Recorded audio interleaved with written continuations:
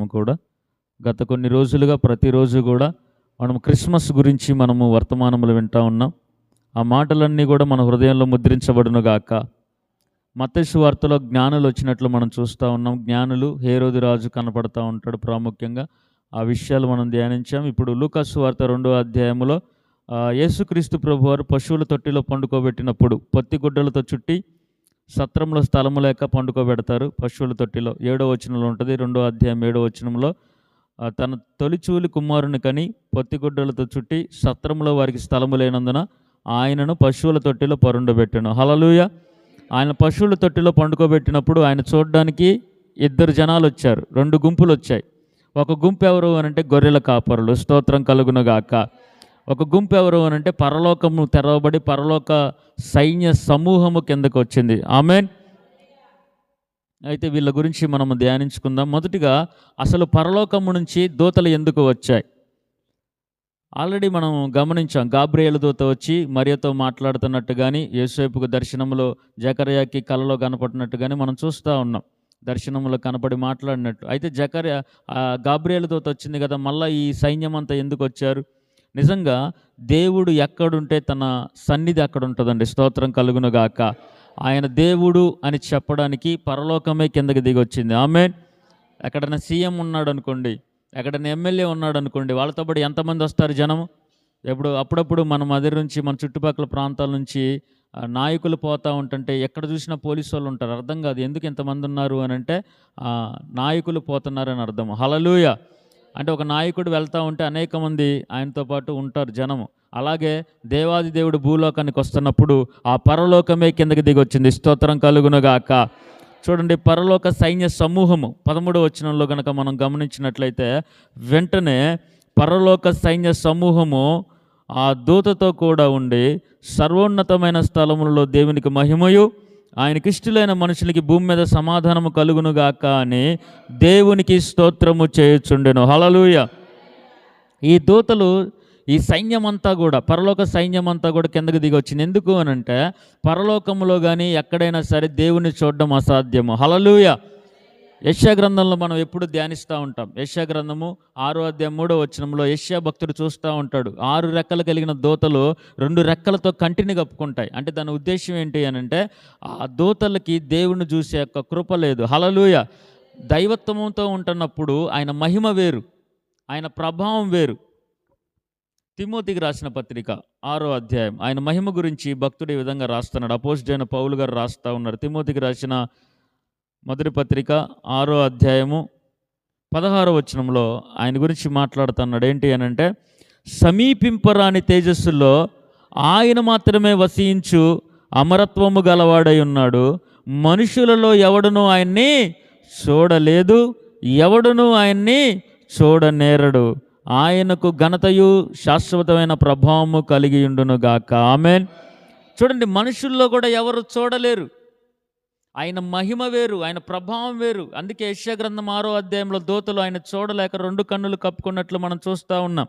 కానీ దేవుడు మనకిచ్చే ధన్యత ఏంటి అంటే ఎవరైతే భూలోకంలో పరిశుద్ధత కలిగి ఉంటారో, చూపులో, మాటలో, తలంపులో, నడకలో, పడకలో, ప్రవర్తనలో, ఆలోచనలో అన్నిట్లో కూడా, హృదయాంతరంగ ఆలోచనలు అన్నిట్లో కూడా ఎవరైతే పరిశుద్ధత కలిగి ఉంటారో, హృదయ శుద్ధి గలవారు ధన్యులు, వారు దేవుణ్ణి. మత్తయి సువార్త 5వ అధ్యాయం 8వ వచనంలో హృదయ శుద్ధి గలవారు ధన్యులు, వారు దేవుణ్ణి చూస్తారు అని చెప్పి వాక్యం సెలవిస్తూ ఉంది. హెబ్రీలకు రాసిన పత్రిక 12వ అధ్యాయం 14వ వచనంలో పరిశుద్ధత లేకుండా దేవుని చూడట అసాధ్యమని దేవుడు వాక్యం సెలవిస్తూ ఉంది. హల్లెలూయా. దూతలకు లేని ధన్యత మనకిస్తున్నాడు దేవుడు. అందుకే మన కన్నులు పరిశుద్ధంగా ఉండాలి, మన నోరు, మన మాట పరిశుద్ధంగా ఉండాలి. హృదయం అన్నిటికంటే ఘోరమైన వ్యాధి కలది. ఇర్మియా గ్రంథం 17:9 అంటాడు, హృదయం ఘోరమైన వ్యాధి కలది. ఏయేయో చెడు తలంపులు వస్తాయి, చెడు ఆలోచనలు వస్తాయి, చెడు ఉద్దేశాలు వస్తాయి, ఏదేదో చేయాలనుకుంటా ఉంటాం, దేవుడికి వ్యతిరేకమైన పనులు చేయాలనుకుంటాం. కాబట్టి చూపు మంచిగా ఉండాలి, మాట మంచిగా ఉండాలి, ప్రవర్తన మంచిగా ఉండాలి, హృదయాంతరంగ ఆలోచన మంచిగా ఉండాలి. ఎందుకు అనంటే ఆలోచన పుట్టకమునిపై దేవుడు ఎరిగి ఉన్నవాడు. హల్లెలూయా. నోట మాట రాకమునిపై ఆయన ఎరిగి ఉన్నాడు. స్తోత్రం కలుగునుగాక. నీ ప్రతి మాట ఆయనకు తెలుసు, నీ చూపు ఆయనకు తెలుసు, నీ ప్రవర్తన ఆయనకు తెలుసు, నీ నడక, నీ పడక, మనందరి విషయాలన్నీ కూడా హృదయములో తలంపు పుట్టక మునిపే ప్రభు ఎరిగి ఉన్నవాడు. స్తోత్రం కలుగునుగాక. కాబట్టి దూతలకు లేని ధన్యత దేవుడు మనకు అనుగ్రహిస్తూ ఉన్నాడు. దూతలకు లేని ధన్యత ఆయన చూసే అర్హత. అట్టి అర్హత మనందరికీ కూడా దేవుడు అనుగ్రహిస్తున్నాడు. లేవికాండం 19:2 అంటాడు, నేను పరిశుద్ధుని గనక మీరు కూడా పరిశుద్ధులై ఉండుడి. పేతురు రాసిన మొదటి పత్రిక 1:14 కూడా అంటాడు, నేను పరిశుద్ధునై ఉన్న ప్రకారం మీరు కూడా ప్రతి ప్రవర్తనలో కూడా పరిశుద్ధులుగా ఉండుడి. దేవుడి చిత్తం ఒకటే. మనం మాట్లాడితే దేవుడి చిత్తం అంటాం కదా, అసలు దేవుడి చిత్తం ఏంటో తెలుసా? తెస్సలోనికి రాసిన పత్రిక 4వ అధ్యాయంలో అంటాడు, ఏంటి అని అంటే, పరిశుద్ధముగా ఉండడమే దేవుడి చిత్తమై ఉన్నది. స్తోత్రం కలుగునుగా. ఈ భూమి మీద దేవుడి చిత్తం ఏంటి అని అంటే, మీకా గ్రంథం 6వ అధ్యాయం 8వ వచనంలో అంటాడు, ఓ మనుషుడా, ఏది ఉత్తమమో నీకు తెలియజేయబడింది, ఏది మంచిదో నీకు తెలియజేయబడింది. మంచి ఏంటి, చెడేంటి, దేవుడు ఏం చేయమంటున్నాడు, నీ మాట ఎలాగుండాలి, నీ ప్రవర్తన ఎలాగుండాలి, నీ ప్రేమ ఎలాగుండాలి, నీ క్షమాపణ ఎలాగుండాలి, అన్నీ కూడా దేవుడు తెలియజేశాడు. అలాగ జీవించాలని చెప్పి దేవుడు కోరుకుంటా ఉన్నాడు. హల్లెలూయా, హల్లెలూయా. కాబట్టి ఆ దేవుణ్ణి మనము చూడాలి అని అంటే ఏ మానవుడు చూడలేడు, ఏ మానవుడు చూడనేరడు. ఒకసారి ఫిలిప్ అడుగుతాడు, యోహాను సువార్త 14వ అధ్యాయం 6వ వచనంలో, నేనే మార్గమును సత్యమును జీవమును అంటాడు. దానికి ముందు ఒక మాట ఉంటుంది. ఫిలిప్ అడుగుతాడయ్యా, తండ్రిని నాకు ఒకసారి చూపియ్యా, దేవుణ్ణి ఒకసారి చూపియ్యా అంటే, అప్పుడు యేసుక్రీస్తు ప్రభువారు ఒక మాట అంటారు, ఏంటంటే, నన్ను చూస్తే తండ్రిని చూసినట్లే. హల్లెలూయా. నన్ను చూస్తే ఎవరిని చూసినట్టంట? తండ్రిని, దేవాది దేవుని చూసినట్లే. ఈ మాట చూడండి, దూతలు గ్రహించాయి. అమ్మో, ఆయన సింహాసనం మీద ఉంటే చూడడం అసాధ్యం. ఆయన సింహాసనం మీద, అత్యున్నతమైన సింహాసనం మీద కూర్చుంటే మనం చూడలేం. అందుకే ఇప్పుడైనా ఛాన్స్ వచ్చింది, ఆయన మానవుడిగా వచ్చాడు. స్తోత్రం కలుగునుగాక. మహిమలో నుంచి మట్టిలోకి మారాడు. స్తోత్రం కలుగునుగాక. ఆయన సింహాసనాన్ని విడిచిపెట్టి పశువుల తొట్టిలోకి వచ్చాడు. స్తోత్రం కలుగునుగాక. పరలోకాన్ని విడిచిపెట్టి పాపుల కోసం వచ్చాడు. స్తోత్రం కలుగునుగాక. అత్యున్నతమైన సింహాసనాన్ని విడిచిపెట్టి దీనుడిగా వచ్చాడు. స్తోత్రం కలుగునుగాక. అక్కడ గుర్రాల మీద ఆ ప్రయాణాన్ని విడిచిపెట్టి గాడిద మీద ఎక్కడానికి వచ్చాడు. స్తోత్రం కలుగునుగాక. హల్లెలూయా. ఇక ఇప్పుడు దొరికితే మనకి ఇక అవకాశం దొరకదు. దేవుణ్ణి మనం ఇంకా చూడలేం. ఆయన చనిపోయిన తర్వాత, పునరుద్ధానుడైన తర్వాత, మరలా పరలోకం వచ్చిన తర్వాత ఆయన మహిమ ఆయనకు వస్తుంది. కోట్ల కోట్ల సూర్యుల తేజస్సు కలిగిన వాడు మన దేవుడు. స్తోత్రం కలుగునుగాక. ఒక్క సూర్యుడి వైపు మనం కన్నులెత్తి చూడలేం. ఒక సూర్యుడి దగ్గరికి మానవుడు చేరుకోలేడు, ఎన్ని ప్రయత్నాలు చేసినా. ఇప్పుడంతా ఏ టెక్నాలజీ వచ్చేసింది. ఒకప్పుడు ఫోన్లు మాట్లాడాలంటే ఎక్కడికో ఎస్టీడీ బూతులకి వెళ్ళి ఫోన్లు మాట్లాడేవాళ్ళు. ఒకప్పుడు వీధి లైట్లు ఇవన్నీ లేవు, ఇంట్లో కిరోసిన్ బుడ్లు కొవ్వొత్తులు వెలిగించుకునేవాళ్ళు. ఇప్పుడంతా మారిపోయింది. ఎక్కడో ఉన్నోళ్ళు కూడా ఇప్పుడు సెల్ ఫోన్లో ముఖాలు చూస్తూ మాట్లాడుతూ ఉన్నారు. ఎంత టెక్నాలజీ పెరిగినా సరే సూర్యుడి దగ్గరికి ఏ ఒక్కరూ చేరుకోలేరు. నువ్వు ఎన్ని యంత్రాలు కనిపెట్టుగాక, ఎంత టెక్నాలజీని డెవలప్మెంట్ చేయి, నువ్వు ఎంత ప్రయత్నం చేయి, ఎంత తెలివి అధికమవని. ఇప్పుడు అతి వేగంగా ప్రయాణాలు చేస్తున్నారు. కొన్ని సెకండ్స్లోనే భూమిని దాటిపోయి చంద్రుడి దగ్గరికి వెళ్ళిపోయేంత వేగాన్ని మానవుడు కనుక్కుంటున్నాడు. కొన్ని వేల కిలోమీటర్ల వేగంతో మానవుడు ప్రయాణం చేస్తూ ఉన్నారు. ప్రపంచం మొత్తాన్ని కూడా చుట్టి రావచ్చు మానవుడు. స్తోత్రం చెప్పడం. హల్లెలూయా, హల్లెలూయా. ఈ భూమిని ఒకే ఒక్క బాంబుతో నాశనం చేసేంత శక్తి ఉంది మానవుడికి. ఈ భూమి మొత్తాన్ని కూడా ఒక్క దెబ్బతో నాశనం చేయగలుగుతాడు. అంత టెక్నాలజీని కనుక్కున్నారు. కానీ సూర్యుడి దగ్గరికి వెళ్ళడం మాత్రం అసాధ్యము. స్తోత్రం కలుగునుగాక. మనకి మానవులకి ఎంత తెలివి అధికమవుతున్నా, ఎంత తెలివితేటలు, ఎంత జ్ఞానం అధికమవుతున్నా సరే, అంచె దినాల్లో తెలివి అధికమవుతుందంట. హల్లెలూయా. ఎంత తెలివి వచ్చినా, జ్ఞానం వచ్చినా సూర్యుడి దగ్గరికి ఏ మానవుడు చేరుకోలేడు. సూర్యుడి దగ్గరికి ఏ మానవుడు చేరుకొని నిలబడలేడు. సూర్యుడిని ఎవరు చూడలేరు. మరి ఒక్క సూర్యుడినే దేవుడు అంటున్నాడు, ఆయన రాకడ వచ్చే ముందు సూర్యుడు చీకటి గమ్మిద్దంట. స్తోత్రం కలుగునుగాక. సూర్యుడు లయమైపోతాడు, చంద్రుడు లయమైపోతాడు, భూమి లయమైపోతుంది. ఈ పంచభూతాలన్నీ కూడా మిక్కులు వేండ్రలతో ఇవన్నీ కూడా పెకిలించబడి లయమైపోతాయని వాక్యం సెలవిస్తూ ఉంది. హల్లెలూయా. 2 పేతురు పత్రిక 3వ అధ్యాయం 9వ వచనం 10వ వచనంలో మీరు గమనించినట్లయితే పంచభూతములన్నీ కూడా మిక్కులు వేండ్రలతో అవన్నీ కూడా పెగిలించబడతాయి, అవన్నీ నాశనం అవుతాయి. ఒక్క సూర్యుడి దగ్గరికే మానవుడు వెళ్ళలేకపోతా ఉన్నాడు. అంతరించిపోయే సూర్యుడి దగ్గరికే మానవుడు వెళ్ళలేకపోతున్నాడు. కానీ మన దేవుడు కోటి సూర్యుల తేజస్సు కలిగిన వాడు. స్తోత్రం కలుగునుగాక. సమీపించరాని తేజస్సులో అమరత్వము కలిగిన వాడు ఉన్నాడు. స్తోత్రం కలుగునుగాక. అటువంటి ఆయన దగ్గరికి దేవదూతలు వెళ్ళలేకపోతాయి. అందుకే భూమి మీద ఆయన మానవుడిగా వచ్చాడు. ఆయన చూద్దాం, మన కన్నులతో దేవుణ్ణి చూద్దామని చెప్పి ఆశతో పరలోకం మొత్తాన్ని కూడా విడిచిపెట్టి భూలోకానికి వచ్చే సైన్య సమూహం అంతా కూడా. ఆమేన్. ఎవరైనా సినిమా యాక్టర్ వస్తే ఏం చేస్తారు జనాలు?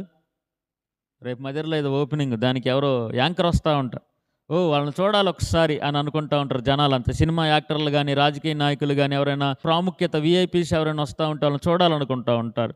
అలాగే పరలోకాన్ని విడిచిపెట్టి పరలోకములో ఆయన చూడలేని ధన్యత ఆ దూతలకు లేదు కాబట్టే ఆయన భూలోకములో పసివాడుగా పశువుల శాలలో పశువుల తొట్టిలో పండుకోబెట్టినప్పుడు ఆయన చూడడానికి పరలోకాన్ని విడిచిపెట్టి సైన్యమంతా కూడా కిందకి దిగి వచ్చింది. స్తోత్రం కలుగునుగాక. హల్లెలూయా.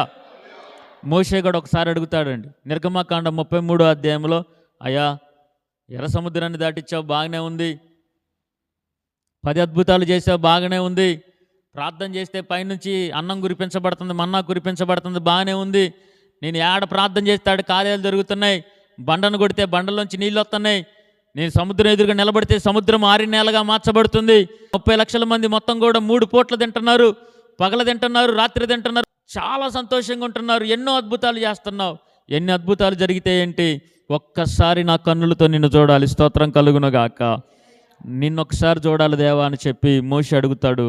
అప్పుడు దేవుడు ఒక మాట అంటాడు, నువ్వు నన్ను చూడలేవు.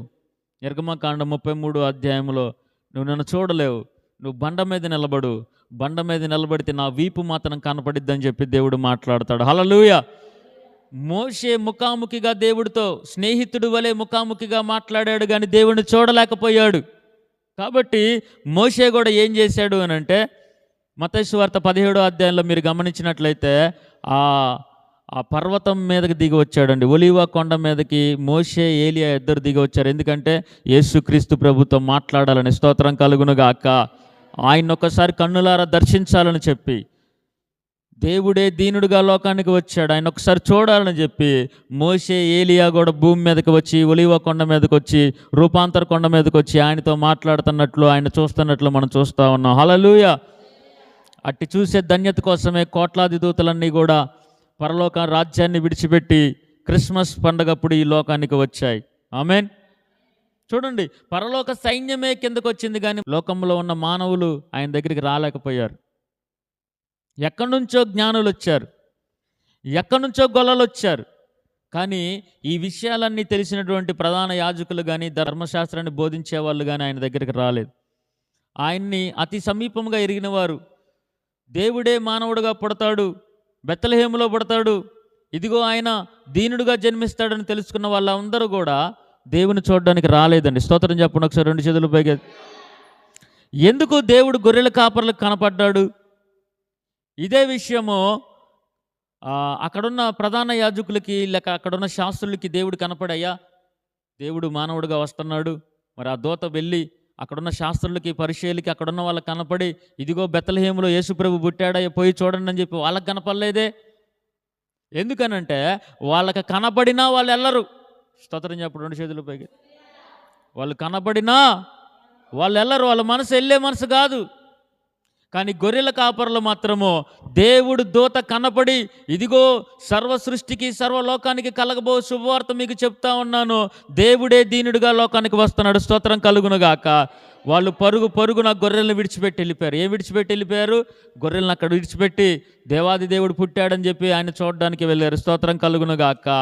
ఎక్కడి నుంచో తూర్పు దేశం నుంచి జ్ఞానులు వెతుక్కుంటూ వచ్చారు యేసు ప్రభుని, బెత్లెహేము వరకు కూడా. ఈరోజు చాలామంది దేవుడిని వెతికే వాళ్ళు లేరు. ప్రార్థన అనండి ఒకసారి. ప్రార్థన అంటే చాలామందికి ఇష్టం లేదు, ఉపవాసం అంటే ఇష్టం లేదు, ఆరాధన అంటే ఇష్టం లేదు, పాటలు అంటే ఇష్టం లేదు. స్తోత్రం చెప్పండి 2 చేతులు పైకి. వాక్యం ఎక్కువసేపు చెప్తే వినలేరు, మందిరంలో కూర్చోలేరు. ఒకప్పుడున్న భక్తి ఉందా? ప్రధాన యాజకులు, శాస్త్రులకి వాక్యము తెలుసు, ధర్మశాస్త్రము తెలుసు, అన్నీ తెలుసు, కానీ దేవుడి దగ్గరికి రావాలన్న మనసు వాళ్ళకి లేదు. వాళ్ళకి వాక్యం తెలుసా? తెలుసు. మోషే తెలుసు, ఏలియా తెలుసు, ధర్మశాస్త్రం తెలుసు, 10 ఆజ్ఞలు తెలుసు, లేవీకాండం తెలుసు, బలులు తెలుసు, పండగలు తెలుసు, అన్నీ తెలుసు వాళ్ళకి.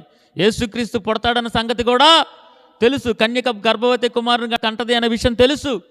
ఇదిగో మీకా గ్రంథం 5వ అధ్యాయం 2వ వచనంలో ప్రవచించబడిన ఇదిగో బెత్లెహేములో దేవుడు పుడతాడన్న విషయం కూడా వాళ్ళకి తెలుసు. హేరోదు రాజుకు కూడా చెప్పారు, అయ్యా బెత్లెహేములో రాజు పుట్టబోతున్నాడు, యూదులకు రాజుగా అని చెప్పి హేరోదు రాజుకు చెప్పారు. కానీ వీళ్ళు వెళ్ళారా? తెలిసి కూడా వెళ్ళలేదు వాళ్ళు. హల్లెలూయా. ఈరోజు చాలామందికి వాక్యము తెలుసు కానీ మందిరంలో నిలబడలేరు చాలామంది. మాకు వాక్యం తెలుసు, అన్నీ తెలుసు. ఎందుకు తెలిస్తే? ఇక వాక్యం తెలిస్తే ఎందుకమ్మా? ధర్మశాస్త్రోపదేశాలకు తెలుసు, వాళ్ళు కూడా మంచి పండితులు.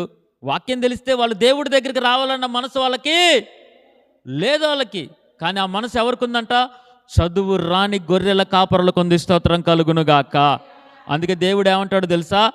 నేను గద్దె మీద కూర్చున్న వాళ్ళని కిందకి దించుతా, పెంట కుప్పల మీద ఉన్న వాళ్ళని పైన కూర్చోబెడతా అన్నాడు దేవుడు. స్తోత్రం కలుగునుగాక. హల్లెలూయా. ఈరోజు నువ్వెవరైనా సరే, నీకెంత జ్ఞానమైన ఉండని, దేవుడు గొర్రెల కాపర్లకు ఎందుకు కనపడ్డాడు అని అంటే, వచ్చే మనస్సు వాళ్ళకు ఉన్నది, దేవుణ్ణి చూడాలనే మనసు వాళ్ళకున్నది. ఈరోజు చాలామందికి చూడండి అట్టి మనసు లేదండి. దేవుడి దగ్గరికి రావాలన్న మనసు, దేవుణ్ణి వెతకాలన్న మనసు, దేవుణ్ణి ఆరాధించాలన్న మనసు లేదు. హల్లెలూయా. చెప్పండి, పరలోక రాజ్యంలో ఎన్ని గంటలు ఉంటాం? పరలోక రాజ్యంలో ఎన్ని గంటలు ఉంటాం? ఏంది అయ్యగారు వచ్చిపోయినట్టు 8 నుంచి 9 దాకా దేవుడు కూడా పరలోకంలో 1 గంట ఉండమని చెబుతాడా? చెప్పండి 2 చేతులు పైకెత్తి. హల్లెలూయా. కాబట్టి దేవుణ్ణి ప్రేమించే వాళ్ళు ప్రార్థనని ప్రేమిస్తారు. స్తోత్రం కలుగునుగాక. దేవుణ్ణి ప్రేమించే వాళ్ళు ఆరాధనను ప్రేమిస్తారు. స్తోత్రం కలుగునుగాక. దేవుణ్ణి ప్రేమించే వాళ్ళు వాక్యమును ప్రేమిస్తారు. స్తోత్రం కలుగునుగాక. వాక్యమును ప్రేమిస్తారంటే వాక్యం ఎవరు? చెప్పండి. ఆది యందు వాక్యముండెను, వాక్యము దేవుడి యొద్దుండెను, వాక్యము దేవుడై ఉండెను. స్తోత్రం కలుగునుగాక. వాళ్ళకి వాక్యము తెలుసు, కానీ వాక్యము దగ్గరికి, ఆ వాక్యమే కృపా సత్య సంపూర్ణుడుగా శరీరధారి మన మధ్య నివసించాడు. ఆ వాక్యము శరీరధారిగా వచ్చినప్పుడు వాక్యము గ్రహించిన శాస్త్రులు పరిసయ్యులు వాక్యమై ఉన్న యేసు ప్రభు దగ్గరికి రాలేకపోయారు. ఈరోజు అనేక మంది, ఇప్పుడంతా మారిపోయింది, సెల్ ఫోన్లోనే భక్తి అయిపోయింది. స్టేటస్లు పెట్టుకోవడం, ఆ సెల్ ఫోన్లో కొద్దిసేపు చూడడం, టీవీలో కొద్దిసేపు చూడడం, కొద్దిసేపు ప్రార్థన చేసుకోవడం. ఇప్పుడంతా ఆన్లైన్ సిస్టమ్ అయిపోయింది, బ్యాంకింగ్ సిస్టమ్. ఫోన్లోనే ఫోన్పే చేసేయడం, 10, 20, 50 ఫోన్పే చేసేయడం. ఇదే భక్తి అనుకుంటున్నారు చాలామంది. నా మందిర ఆవరణంలో ఒక్క దినము గడుపుట. ఈ ఆన్లైన్ ప్రేయర్స్ వచ్చేసాయి, టీవీల్లో ఆరాధనలు చూడటం వచ్చేసాయి, సెల్ ఫోన్లో ఆరాధనలు చూడటం వచ్చేసాయి. ఈ మందిరాలకి జనాలు రాకుండా టీవీల దగ్గర అలవాటు అయిపోతున్నారు, సెల్ ఫోన్లో వాక్యాన్ని వినడానికి అలవాటు అయిపోతున్నారు. అప్పుడు దేవుడు ఏమనుకుంటాడంటే, మందిరాలకి వీళ్ళకి అవసరం లేదు కాబట్టి మందిరాలు లేకుండా చేస్తాడు దేవుడు. రానున్న దినాల్లో దేవుడు ఏం చెప్పాడు అని అంటే, మందిరాలు మీకు కనపడవు, బైబిల్ పట్టుకోవడం నీకు ఇష్టమవుతుంది కాబట్టి నువ్వు తూర్పు దిక్కున మొదలుకొని ఉత్తరం దిక్కు వరకు ఎటు వెతికినా సరే వాక్యము నీకు కనబడని రోజులు రాకపోతున్నాయి. ఎందుకనంటే వీళ్ళకి బైబిల్ అవసరం లేదు, ఫోన్ ఉంటే చాలు, టీవీ ఉంటే చాలు. ఆఖరికి భక్తిని కూడా టీవీగా చేసేసారు, భక్తిని కూడా సెల్ ఫోన్గా చేశారు. మందిరానికి రాండయ్యా అంటే నీ సెల్లులో వింటున్నాలా అంటే ఇంకెందుకు నీకు మందిరం? నీ మందిర ఆవరణంలో ఒక్క దినము గడుపుట, నీ సన్నిధిలోని సంపూర్ణ సంతోషం ఉందని చెప్తా ఉండు దేవుడు. ఆనాడు వాళ్ళు కూడా అట్లే చేశారు. దేవుడు వచ్చినా దేవుడి దగ్గరికి రాలేదు. కానీ దేవుడు ఎవరైతే వస్తారనుకున్నారో వారిని ఆకర్షించుకున్నాడు. స్తోత్రం కలుగునగాక. రాకడప్పుడు కూడా దేవుడికి తెలుసు, మధ్యాకాశంలో రాబోతున్నప్పుడు ఎవరు సిద్ధపడతారో ఎవరు సిద్ధపడరో, బుద్ధి గల కన్నికలు ఎవరో బుద్ధి లేని కన్నికలు ఎవరో దేవుడికి తెలుసు. ఆ రోజు మధ్యాకాశం మీదకి కూడా ఆయన ఆకర్షించుకుంటాడు. హానోకు లాంటి వారిని స్తోత్రం కలుగునుగాక, ఏలియా లాంటి వారిని స్తోత్రం కలుగునుగాక, గొర్రెల కాపురుల వంటి వారిని దేవుడు ఆకర్షించుకుంటాడు. ఆమేన్. హల్లెలూయా. నాకు ఎక్కడైనా మీటింగ్ వినపడితే వెళ్ళిపోయి కూర్చుంటా. అది ఎవరిదా ఏంటా నాకు అనవసరం. నాకు పాట వినబడితే పోయి ఆడు కూర్చోవాలి. చెప్పే అయ్యగారు ఎవరైనా నాకు అనవసరం. టీవీ పెట్టుకున్నానా ఏ అయ్యగారిదైనా వింటా, అందరూ వింటా నేను. వాళ్ళు వీళ్ళని తేడా లేదు. ఎక్కడ మైకు మోగినా నేను ఖాళీగా ఉన్నానంటే ఎక్కడైనా వెళ్ళి కూర్చుంటా. స్తోత్రం కలుగునుగాక. ఈరోజు మీకు కూడా చెప్తా ఉన్నా, వాక్యాన్ని ప్రేమించేవాళ్ళు దేవుణ్ణి ప్రేమించేవాళ్ళు, ప్రార్థనని ప్రేమించేవాళ్ళు దేవుణ్ణి ప్రేమించేవాళ్ళు, ఆయన సన్నిధిని ప్రేమించేవాళ్ళు దేవుణ్ణి ప్రేమించేవాళ్ళు. స్తోత్రం కలుగునుగాక. హల్లెలూయా. చివరికి ఒక మాట చెప్పి ముగిచ్చేస్తా. దావీదు ఒక మాట అంటాడండి. ఏమంటో తెలుసా? ఆయన పాపం చేసి తన కుమారుడు చావు బతుకుల మధ్యలో ఉంటాడు. పుట్టిన కుమారుడు చావు బతుకుల మధ్య ఉంటే దావీదు ఉపవాస ప్రార్థన పెట్టుకుంటాడు. ఉపవాసం చేస్తూ నా కొడుకు ఎలాగైనా బ్రతకాలని చెప్పి ఉపవాసం చేస్తూ కన్నీటితో పరుపు కొట్టుకుపోయి ఎలాగా కన్నీటితో ప్రార్థన చేస్తూ ఉంటాడు దావీదు. ఆ ప్రార్థన చేస్తే ఏమడుగుతాడు తెలుసా? నా కొడుకును బ్రతికించు అని అడగడు ఆయన. ఏమంటాడు తెలుసా? నీ సన్నిధిలో నుంచి నన్ను త్రోసివేయ మాకు, పరిశుద్ధాత్మ నా నుంచి తీసివేయ మాకు. 51వ కీర్తనలో అంటాడు, అయ్యా నువ్వేమన్నా చేయి, నా కొడుకును చంపు, నా రాజ్యాన్ని తీసేయి, నా అధికారాన్ని తీసేయి, నా సింహాసనాన్ని తీసేయి, నాకున్న బలాన్ని తీసేయి, నాకున్న శక్తిని తీసేయి, నన్ను ఏమన్నా చేయి, కానీ నువ్వు మాత్రం, నీ సన్నిధి మాత్రం నా నుంచి పోకూడదు. స్తోత్రం కలుగునుగాక. 27వ కీర్తన 6వ వచనంలో అంటాడు, నేను దేవుడి దగ్గర ఒక వరం అడిగా. చెప్పండి, ఒక వరం అన్నాడు ఒకసారి. దేవుడు నీకు ఒక వరం అడిగితే నువ్వేం కోరుకుంటావు? పింఛన్ 4,000 6,000 చేయండి యేసయ్యా అంటావా? హల్లెలూయా. నా బీరువాలకు 10 లక్షల ఇలాగ అనంగంలో ఓం భీం బుష్ అనంగంలో 10 లక్షలు రావాలంటావా? ఎప్పటి నుంచో అనుకుంటున్నా 2 పేటల తాడు చేయించుకోవాలని, అది కుదరట్లేదు, కానీ యేసయ్యా ఒక 4 పేటల తాడే అంటావా మెల్లో? ఏమడుగుతావు దేవుణ్ణి? అయ్యా నా కూతురు పెళ్లి చేయంటావా? ఆరోగ్యం అడుగుతావు, స్వస్థత అడుగుతావు, ఏమడుగుతావు? దేవుడు గనక కనబడి నీకు ఒక వరం అడిగితే నువ్వేమడుగుతావు దేవుణ్ణి? దావీదు అంటాడండి, నా జీవిత కాలమంతా కూడా నేను దేవుడి మందిరంలో కూర్చుంటా, అలాంటి వరము కావాలంటాడండి. హల్లెలూయా, హల్లెలూయా. నేను యెహోవా యొద్ద ఒక వరం అడిగాను, నా జీవితం అంతా దేవుడి మందిరంలో కూర్చోవాలని. చూడండి, వాళ్ళు మందిరాన్ని ప్రేమించారు, ప్రార్థనని ప్రేమించారు. దానియేలు దేన్ని ప్రేమించాడు? సింహాసనానికన్నా మోకరించడం ప్రేమించాడు. అధికారులతో ఉండడం కన్నా దేవుడితో గడపడాన్ని ప్రేమించాడు. ప్రార్థన ఎక్కువగా ప్రేమించాడు. రోజుకు 3 సార్లు ప్రార్థన చేసేవాడు. సింహాసనం అంటే ఇష్టం లేదు ఆయనకి, అధికారం అంటే ఇష్టం లేదు, డబ్బు అంటే ఇష్టం లేదు ఆయనకి, వివాహం అన్న ఇష్టం లేదు. ఏది ఆయనకి ఆ ప్రార్థన ముందు కోరదగినవిగా లేవు. ఆయన ఒకటే కోరుకున్నాడు, ఆ ప్రార్థనలో గడపాలి. స్తోత్రం కలుగునుగాక. ప్రార్థన చేస్తే సింహాల గుహలో వేస్తారు అని తెలిసిన ప్రార్థననే కోరుకున్నాడు. స్తోత్రం కలుగునుగాక. అందుకే సింహాల నోళ్ళు ఏమైపోయాయంట? ముయ్యబడ్డాయి. ఆమెన్. దావీదు కూడా అంటున్నాడు, నీ మందిరంలో గడపాలని. దానియేలు అంటున్నాడు, నేను ఏదేమైనా ప్రార్థన నేను విడిచిపెట్టను అంటున్నారు. ఈరోజు చాలామంది దేవుణ్ణి విడిచిపెట్టేవాళ్ళు, ప్రార్థనలు విడిచిపెట్టేవాళ్ళు, నామకార్థ భక్తులు తయారయ్యారు. ఎత్తబడతారంటారా? ఏమో నాకైతే తెలియదు. గంట సేపు నువ్వు మందిరంలో కూర్చొని దాన్ని పరలోకంలో యుగాయుగములు కూర్చుంటూ అంటే దేవుడు ఒప్పుకోడు. ఆయన సన్నిధావరంలో ఒక్క దినము గడుపుట, గంటల గంటలు దేవుడు మందిరంలో ఉండగలగాలి, ప్రార్థనలో ఉండగలగాలి, వాక్యములో ఉండగలగాలి, ఆరాధనలో ఉండగలగాలి. గట్టిగా ఒక అర్ధగంట నువ్వు నిలబడలేవు ఆరాధనలో, గట్టిగా 10 నిమిషాలు మోకరించలేవు, గట్టిగా 10 నిమిషాలు నిలబడలేవు. అదే ఆటో కోసం నువ్వు నిలబడు, ఖమ్మం బస్ కోసం నిలబడు, మదిరి బస్ కోసం నిలబడు, ట్రైన్ కోసం నిలబడు, హాస్పిటల్లో నువ్వు నిలబడు, పింఛన్ కోసం నువ్వు నిలబడు, భోజనాలు జరుగుతుంటే తినేవాడు వెనక కుర్చీ పట్టుకొని నిలబడు. ఎక్కడ నిలబడడానికి మనకు ఓపిక లేదు? దేవుడు సన్నిధిలో నిలబడడానికి ఓపిక లేదు. శాస్త్రులకి ఇష్టం లేదు, శాస్త్రులకి దేవుడి దగ్గరికి వెళ్ళడం ఇష్టం లేదు. బెత్లెహేములో పుట్టాడు దేవుడు అని తెలిసినా వాళ్ళు వెళ్ళలేదు. వాళ్ళకి వాక్యం తెలుసు, ప్రవచనం తెలుసు, దేవుడు పుట్టాడు అని తెలుసు, జ్ఞానులు వచ్చారు అని తెలుసు. జ్ఞానులు వచ్చేది కూడా బైబిల్లో రాయబడి ఉందండి. చూడండి ఒకసారి, యెషయా గ్రంథం 60వ అధ్యాయం 6వ వచనంలో అంటాడండి, జ్ఞానులు వచ్చేది కూడా ప్రవచించాడు యెషయా భక్తుడు. యెషయా గ్రంథము 60వ అధ్యాయం 6వ వచనం చదవండి ఒకసారి. నేను ఆశ్చర్యపోయా, జ్ఞానులు వచ్చేది కూడా బైబిల్లో రాయబడిందంటే ఆశ్చర్యపోయా. యెషయా గ్రంథము 60వ అధ్యాయం 6వ వచనములో, ఒంటెల సమూహము మిద్యాను ఎయిఫాల లేత ఒంటెలను నీ దేశము మీద వ్యాపించును, వారందరూ షేబా నుండి వచ్చెదరు, బంగారమును ధూపద్రవ్యమును తీసుకొని వచ్చెదరు, యెహోవాకి స్తోత్రములు ప్రకటించెదరు. స్తోత్రం కలుగునుగాక. ఒంటెల మీద వచ్చేది ఎవరు? బంగారమును సాంబ్రాణమును బోలమును తీసుకుని వచ్చేది ఎవరు? యెహోవాని ఆరాధించేది ఎవరు? జ్ఞానులు. ఆ జ్ఞానుల గురించి తూర్పు దేశం నుంచి వస్తారని చెప్పి రాశారు, ఒంటెల మీద నుంచి వస్తారని చెప్పి రాశారు, ప్రవచించారు యెషయా భక్తుడు. ఆ ప్రవచనము తెలిసి కూడా వాళ్ళు రాలేదు. బెత్లెహేములో పుడతారని కూడా రాలేదు. ఈరోజు చాలామందికి 21 రోజుల ప్రార్థన జరుగుతున్నాయి అన్న రావట్లేదు అని అంటే భక్తిహీనులుగా ఉంటున్నారేమో జాగ్రత్త. దేవుడి యందు భయభక్తులు లేదేమో జాగ్రత్త. నువ్వెవరికి భయపడాలి? సేవకున్నైనా నాకు కాదు, దేవుడికి భయపడాలి. స్తోత్రం కలుగునుగాక. హల్లెలూయా. ఆయన యందు భయభక్తులు గల వారి చుట్టూ దేవదూతల కాపుదలు ఉంటాయని వాక్యం సెలవిస్తూ ఉంది. ఆమేన్. ఎవరైతే భయభక్తులు కలిగి ఉంటారో, వామ్మో ప్రార్థన, వామ్మో వాక్యము, వామ్యో ఆరాధన, వామ్మో దేవుడు అని చెప్పి ఎవరైతే భయభక్తులు కలిగి ఉంటారో వాళ్ళ పిల్లల చుట్టూ అగ్ని ప్రాకారములు కంచె వేస్తాడు నా దేవుడు. ఆమేన్. చివరిగా ఒక మాట చెప్పి ముగిచ్చేస్తాను. ఆనాడు మోషే అనుకున్నాడు నేను దేవుణ్ణి చూడాలని. ఆనాడు చాలామంది అనుకున్నారు నేను దేవుణ్ణి చూడాలి అని చెప్పి చాలామంది అనుకున్నారు. ఫిలిప్ అడుగుతా ఉండే నేను దేవుణ్ణి చూడాలి అని. కానీ ఆ పరలోకాన్ని విడిచిపెట్టి ఆకాశ మహాకాశాలు దాటి దూతలన్నీ కూడా దేవుని చూడడానికి వచ్చే స్తోత్రం కలుగును గాక. గొర్రెల కాపరులు చెప్పంలోని గొర్రెల కాపులు కూడా వచ్చేసారు. స్తోత్రం కలుగును గాక. ఈరోజు నీకు దేవుని చూడాలనుందా? దేవుడితో గడపాలనుందా?